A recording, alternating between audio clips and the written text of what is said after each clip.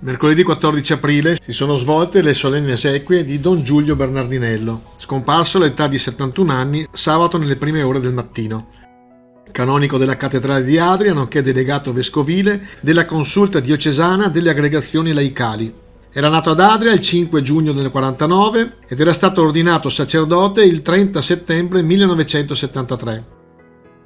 Quando era stato nominato canonico della cattedrale dall'ex vescovo Lucio Solavito De Franceschi, il 1 novembre del 2014 era ritornato nella sua amata città, Adria, dopo 41 anni di impegno pastorale a Badia Polesine, Trecenta, Valiera e Bosaro. In occasione della sua nomina canonico della cattedrale, caso unico aveva conservato anche il titolo di canonico onorario del capitolo della concattedrale della Basilica di Santo Stefano, il Duomo di Rovigo. Era infatti l'unico sacerdote con questo doppio incarico. Era stato anche presidente nazionale del NOI.